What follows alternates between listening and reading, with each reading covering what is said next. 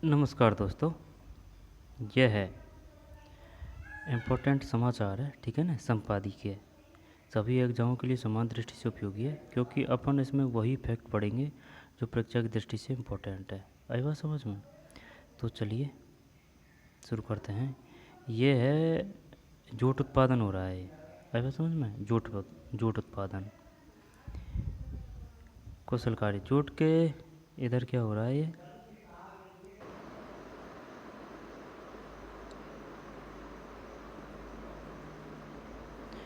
ये क्या हो रहा है? जूट उत्पादन।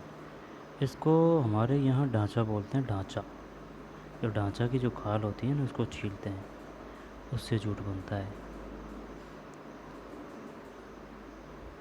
हमारे तो यहाँ ढांचा बोलते हैं भाई, और का पता नहीं है इसका।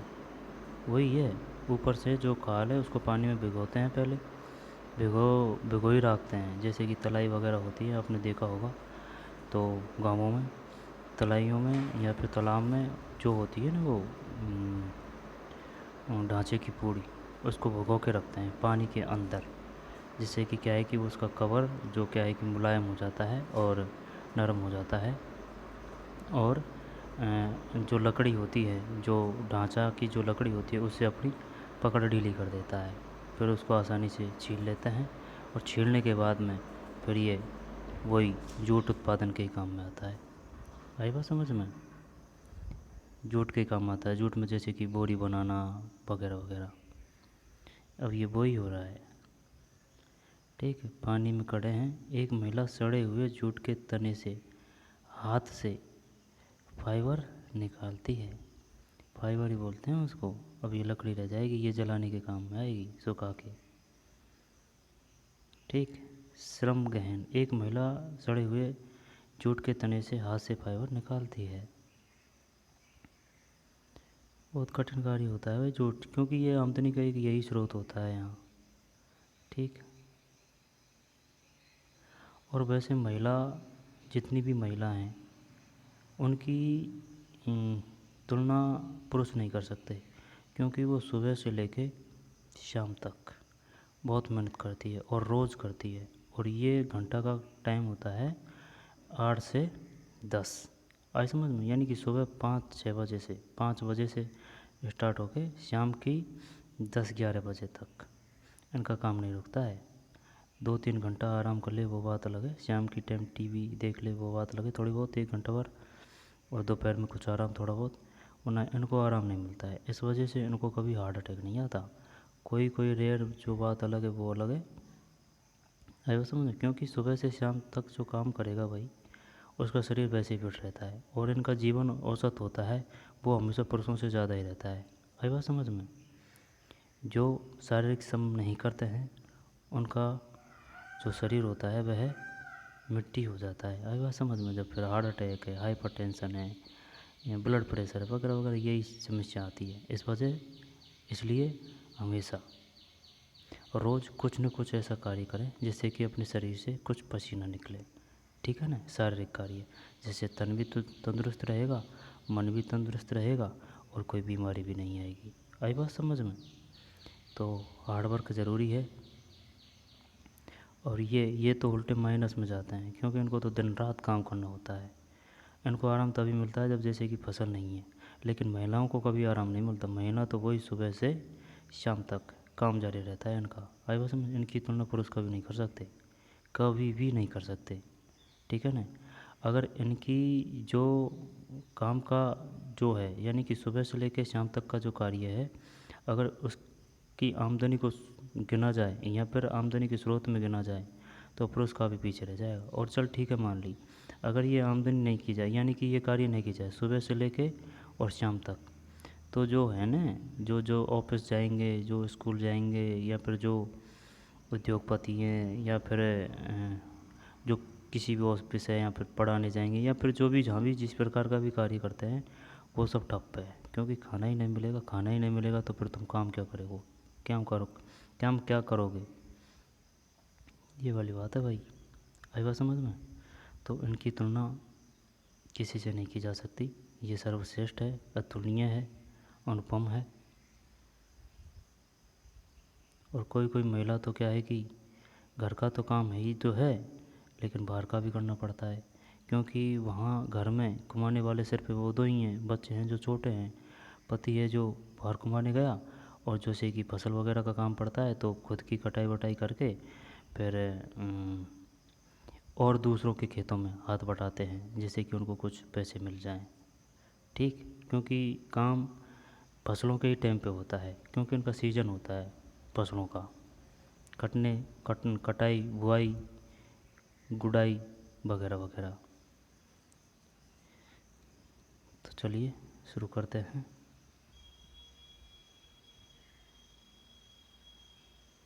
महिलाएं पुरुषों से हमेशा ज़्यादा जीवित रहती है, जीवन प्रत्याशा ज़्यादा रहती है हमेशा, लेकिन ज़रूरत है इनकी हेल्थ का ध्यान रखना। जो ये जितना काम कर रही है उनको इतना ही भोजन और पौष्टिक मात्रा में मिले, ठीक है ना, जिससे हेल्थ बनी रहे और अपना कार्य भी प्रकृति से करती रहे और हेल्थ ख़राब ना हो।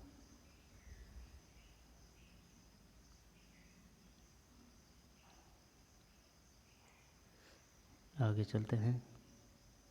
ये जूट उत्पादन कर रही है। गाँवों में क्या है कि बरसात हो जाती है तो पानी में भरा हुआ जो नार होता है भैंस के लिए काटते हैं, तो वही बात है, वो भी पानी में खड़ी होती है। चावल है तो चावल की जो फसल होती है उसमें भी वो करते हैं तो वो भी पानी में खड़ी होती है। यानी कि काम किनका भी कम या करना या कठिन नहीं होता, काम सबको करना पड़ता है। जो काम करते हैं जो सभी इम्पोर्टेंट है। ठीक,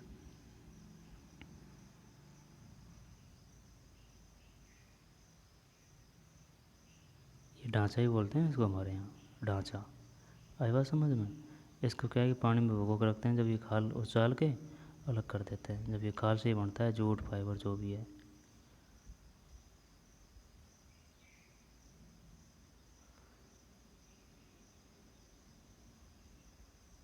घंटों घंटों भर पानी में खड़ा रहना पड़ता है।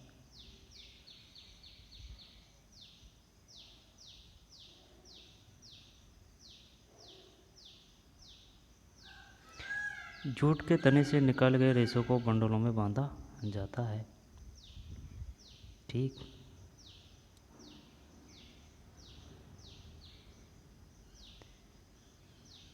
फिर असम के कामरूप जिले के गोरो इमारी गांव में काटा गया जूट फाइबर निष्कर्षण के लिए तैयार है। यह राज्य भारत में जूट जूट का दूसरा सबसे बड़ा उत्पादक है। कौन? असम दूसरा सबसे बड़ा उत्पादक है।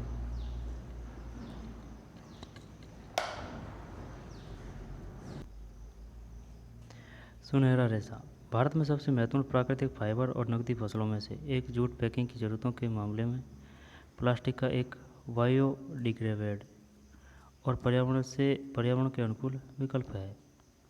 सुनहरा रेशा। ऋतुराज कौवर। देखते हैं, अब डिटेल से पढ़ते हैं इसके बारे में। ये क्या हो रहा है? ये हो रहा है असम के कामरूप जिले के गोरो इमारी गांव में काटा गया जूट फाइबर निष्करण के लिए तैयार है। यानी फाइबर निकालने के लिए तैयार है। यह है राज्य भारत में जूट का दूसरा सबसे बड़ा उत्पादक है। तो फर्स्ट कौन सा है भाई? सेकंड पे अगर असम है तो फर्स्ट पे कौन सा है? ठीक,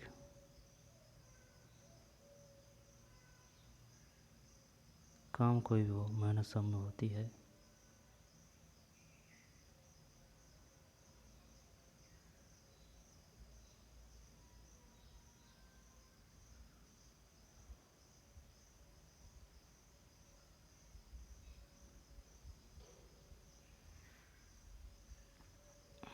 सुनहरा रेशा भारत में सबसे महत्वपूर्ण प्राकृतिक फाइबर और नकदी फसलों में से एक है जूट।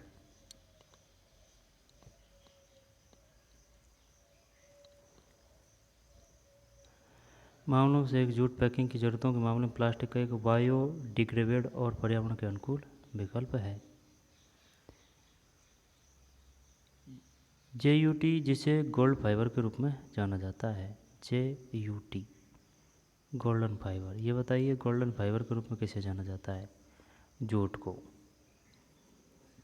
JUT, हाँ जूट। जूट जिसे गोल्डन फाइबर के रूप में जाना जाता है दूसरे सबसे महत्वपूर्ण नकदी फसल है। कौन सी?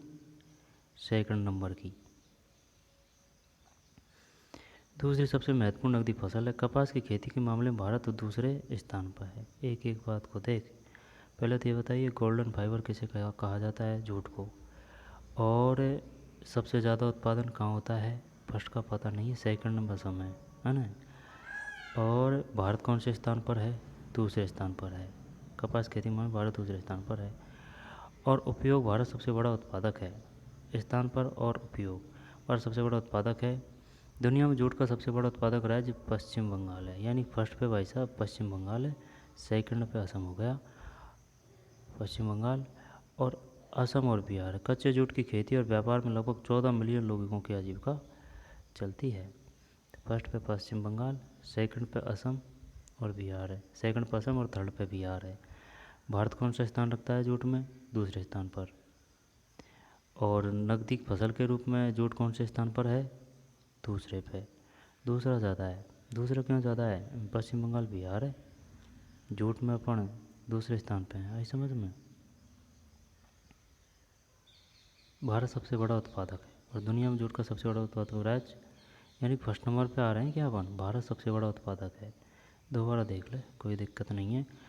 जूट जिसे गोल्डन फाइबर के रूप में जाना जाता है, दूसरी सबसे बड़ी महत्वपूर्ण नकदी फसल है, सेकंड नंबर की है ना। कपास की खेती के मामले में भारत दूसरे स्थान पर है। कपास की खेती के मामले में दूसरे, ठीक है, स्थान पर। और उपयोग भारत सबसे बड़ा उत्पादक है। दुनिया में जूट का सबसे बड़ा उत्पादक राज्य पश्चिम बंगाल, असम और बिहार है। कच्चे जूट की खेती और व्यापार से लगभग 14 मिलियन लोगों की आजीविका चलती है। जूट की खेती मुख्य रूप से असम के सीमांत और छोटे किसान करते हैं। यह राज्य भारत में जूट का सबसे बड़ा उत्पादक है। मुख्य जूट उत्पादक जिले नागाम, गोलपारा, बारपेटा और दरंग है। उत्पादक जिले है ना दरंग है। जूट एक श्रम प्रधान फसल है और स्थानीय किसानों और रोजगार के बड़े अवसर और लाभ प्रदान करती है। कृषि आधारित और निर्यात उन्मुख उद्योग ने असम की अर्थव्यवस्था में महत्वपूर्ण भूमिका निभाई है।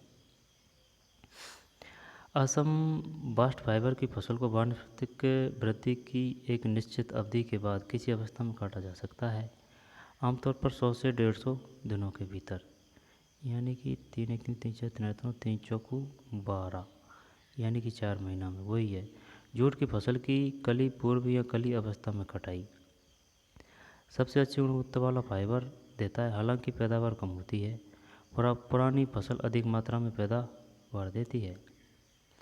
पुरानी फसल अधिक मात्रा में पैदावार देती है, लेकिन फाइबर मोटा हो जाता है और तना ठीक से नहीं पकता। इसलिए गुणवत्ता और मात्रा के बीच समझौता करने के लिए शुरुआती फली निर्माण चरण को कटाई के लिए सबसे अच्छा पाया जाता है। यानी कि पहले पक जाता है ना, जब जो कली होती है ना उसको उसको कर लेते हैं, क्योंकि वो भी बेचने के लिए काम में आती है, जैसे कि भैंसों के चारे में वगैरह में।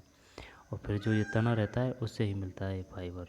ठीक है, ये नहीं है कि भाई जूट है जो पूरा पौधे से ही मिलता है, कि ये जूट का ही काम किया जाता है। नहीं, जो फली है जो अलग काम आती है भैंस के चारे वगैरह में, या फिर जैसे कि अपने मूंग जैसी नहीं होती है, ऐसी होती है, लेकिन वो खाने योग्य नहीं होती। ठीक है ना, कहीं खाते भी होंगे इसका पता नहीं है, लेकिन वही है, ढांचा होता है, उसको अपने यहाँ ढांचा बोलते हैं। ऐसा ही होता है। लेकिन भैंसों के लिए, जानवरों के लिए खाने योग्य होता है, लेकिन दलहन टाइप में होता है। ठीक है ना, वो फलियों से निकलता है वो, जैसे कि सरसों वगैरह को प्रेशर में कूटते हैं, इसी प्रकार इसको कूटते हैं। किसको? ये जो जूट का जो फसल होती है ना उसको। जब फली को अलग करके जो तना होता है उसको पानी में डाल देते हैं। डालने के बाद में फिर तना फूल जाता है। फूलने के बाद में ये जूट निकाल लेते हैं, जूट और फाइबर यहाँ से। फिर जूट और फाइबर से ही बेचने के लिए जूट फाइबर को बेच देते हैं ये कच्चे माल को। फिर कंपनियों या वो फैक्ट्री वगैरह में वहाँ से ही जूट की बोरियाँ वगैरह वगैरह पैकिंग वगैरह इनके सामान के लिए ये जूट काम में आता है। इसलिए गुणवत्ता और मात्रा के बीच समझौता करने के लिए शुरुआती फली निर्माण चरण को कटाई के लिए सबसे अच्छा पाया गया है। कटाई पौधों को काट कर की जाती है। कटाई पौधों को काट कर की जाती है। जमीन के स्तर के करीब तेज दरांती से काट दिया जाता है। बाढ़ वाली भूमि में पौधों को उखाड़ दिया जाता है। इन काटने के अलग अलग तरीके हैं। काफ़ी कठोर पौधा होता है इसका और काफ़ी लंबा, यानी कि लगभग में 2 3 4 शायद 6-7 मीटर। हाँ, 6-7 मीटर, यानी कि 1 मीटर में 3.25 फुट होती है। जब छः छः छः तीन 12, 6 3 18, हाँ 15 से 20 25 तक फुट का होता है, 20 22 है ना, 15 से 20, 20 22 फुट का। बाढ़ वाली भूमि में पौधों को उखाड़ दिया जाता है, काटे गए पौधों को। और इसकी खास बात ये होती है, इसको अगर जिस खेत में करते हैं ना, वहाँ की जो उपजाऊ है वो बढ़ जाती है, क्योंकि इससे जो पत्ते हैं उससे खाद होता है। आई बात समझ में? और जो जड़ें जो हुमस को बढ़ाती है, ज़मीन को मुलायम करती है, नरम करती है, ठीक। और दूसरी फसल के लिए उपजाऊ के लिए उपजाऊपन बढ़ता है, ठीक। उपजाऊपन बढ़ाती है, या फिर कुल मिलाकर बात यह है कि है ना, बस ज़मीन के लिए है ना बेस्ट है, ठीक। खाद देवा की ज़रूरत को नहीं, और एकदम प्राकृतिक खाद ही लग जाता है पत्तियों से और जड़ों से। 3 दिनों के लिए खेत में छोड़ दिया जाता है, ताकि काटे गए पौधों को 2 या 3 दिनों के लिए खेत में छोड़ दिया जाता है, ताकि पत्तियां झड़ जाएं, सही है। इसके बाद पौधों को बंडलों में बांध दिया जाता है और शाखाओं वाले शीशों को काट दिया जाता है। वही बात है, खेत में सड़ने के लिए छोड़ दिया जाता है, खेत में सड़ने के लिए। फाइबर की गुणवत्ता के लिए हमारे यहाँ इससे कम करते हैं, जूट वगैरह निकालने का काम करते हैं, कम करते हैं। जैसे कि छपरा बना लिया किसी ने, ठीक है ना, किसी ने टाटा बांध लिया, ठीक है ना, गर्मी के लिए, या फिर जानवरों के लिए, तो वो एकदम आलीशान और शानदार बनता है। तो इससे ही बनता है, वो वही काम में आता है। झोपड़ी बना ली, वो है, इस काम में लेते हैं। और ईंधन के रूप में काम में लेते हैं इनकी लकड़ियों को, ठीक। और जो फसल होती है, यानी कि जो फली होती है, उनको बाज़ार में बेचने के लिए ले जाते हैं। खेत में सड़ने के लिए छोड़ दिया जाता है। फाइबर की गुणवत्ता को नियंत्रित करने वाले महत्वपूर्ण कार्यों में से एक है रीटिंग। बंडलों को पानी में रखा जाता है, बाद में एक दूसरे के बगल में आमतौर पर परतों में रखा जाता है और एक साथ बांधा जाता है। उन्हें जलकुंभी या किसी अन्य खरपतवार से ढक दिया जाता है, और टैनिन और लोहा नहीं छोड़ता है, दिया जाता है, जो टैनिन और लोहा नहीं छोड़ता है। फिर क्लॉट और अनुभवी लोग कंक्रीट ब्लॉक के साथ नीचे रखा जाता है, या बांस करकट के साथ डुबा हुआ रखा जाता है, सही है।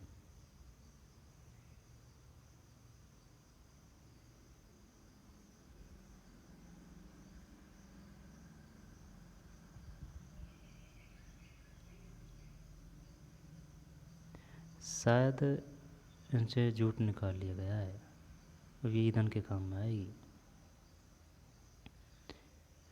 फाइबर की गुणवत्ता को नियंत्रित करने वाले महत्वपूर्ण कार्यों में से एक है रीटिंग। बंडलों को पानी में रखा जाता है, बाद में एक दूसरे से ना, ये पढ़ लिया। धीमी गति से बहते साफ पानी में रीटिंग करना सबसे अच्छा होता है। इष्टतम तापमान लगभग 34 डिग्री सेल्सियस है। एक बार फाइबर आसानी से बाहर आ जाता है, लकड़ी रेटिंग को पूरा माना जाता है। कई देश अब इसे कम करने का प्रयास कर रहे हैं। प्लास्टिक की वस्तुओं, विशेष रूप से प्लास्टिक की थैलियों का उपयोग, जूट के बैग, बायोडिग्रेडेबल और प्लास्टिक की थैलियों के लिए पर्यावरण के अनुकूल विकल्प है, जहाँ जूट की आर्थिक संभावनाएं निहित है। पारंपरिक उपयोग के साथ साथ जूट का उपयोग मूल्यवर्धित उत्पादों जैसे कागज़, लुगदी, कंपोजिट, वस्त्र, अन्य सामग्री के उत्पादन में भी किया जा सकता है। मजबूत ताले, एक महिला जूट के रेशों को सूखने के लिए बाहर छोड़ रही है। सुनहरा रेशा, ये है भाई, आया समझ में?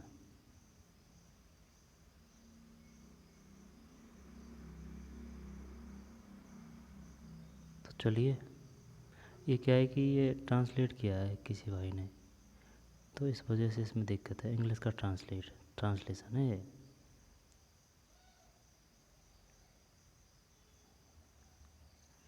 जूट के तने बंडलों को धूप में सूखने के लिए छोड़ दिया जाता है।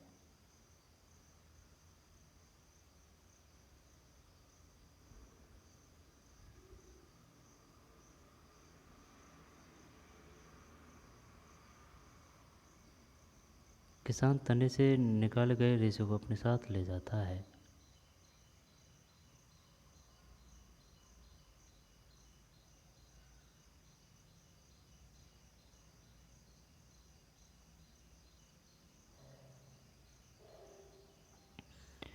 फिर गोरो इमारी गांव में एक महिला अपने घर के पास जूट के रेशे सुखा रही है। घर के पास शानदार सीन है ना, एकदम जोरदार। ठीक, ये सीन देखने के लिए पढ़ा है, इससे कुछ तो है वो काम ही आएगा। ये तो है नहीं है कि पढ़ रहे हैं तो ये नुकसान करेगा। झूठ, अब कभी झूठ पढ़ेंगे तो तुरंत दिमाग में ये चित्र आ जाएंगे। सुखाया जा रहा है भाई, ये बीच में ना, बीच में इनमें काफ़ी वजन होता है भीजे भीजे हुए सूत वो झूठ में, तो बीच में वल्ली गाड़ रखी है और इस पर ये पूरा एकदम बढ़िया वाली अलगनी का सिस्टम बना रखा है, जैसे क्या है कि ये लपे नहीं टूटे नहीं। देखिए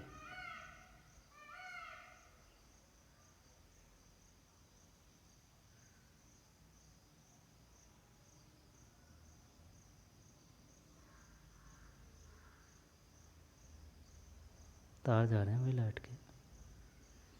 इसके बाद में ये देख, ये मंडी में गया शायद। ये क्या है इसमें, किधर लिख रखा है इसका, विक्रेता जूट इकट्ठा करते हैं साप्ताहिक आधार पर फाइबर बाजार मांग, यानी मंडी में जाते, मंडी का है ये, मंडी का है। और जो जूट की जो भी कुछ लेके आएंगे ना आप, जेवड़ी वगैरह या फिर रस्सी वगैरह, तो वो बाज़ार में मिलती है भाई साहब, राजस्थान में बताऊं, 100 से कम नहीं मिलती है, 100 रुपये किलो से कम नहीं मिलती है। आई बात समझ में, अगर बढ़िया वाली लोगे तो।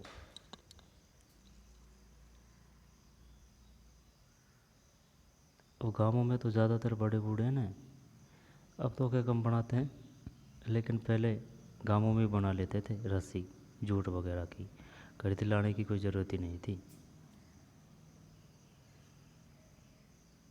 मेहनत बहुत है।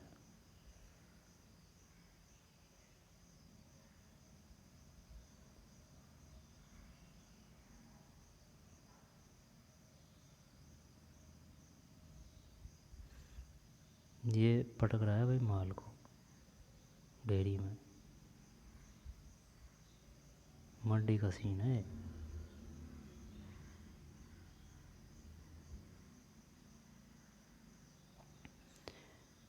कोई दिक्कत नहीं, कोई दिक्कत नहीं, सीन शानदार है। सुनहरा रेशा, तो ऐसे करते हैं, इसको देख लेते हैं ना। जूट उत्पादन में भारत के असम सेकंड है, पश्चिम बंगाल फर्स्ट है, बिहार थर्ड है। ठीक है, और सबसे बड़ा उत्पादक राज्य भारत, सबसे बड़ा उत्पादक है जूट में, फर्स्ट नंबर पे है पर जूट में। ठीक है, गोल्डन फाइबर और नकदी फसल के रूप में कौन सी है, ये दूसरे नंबर की है। ठीक है, 14 मिलियन लोगों की आजीविका चलती है।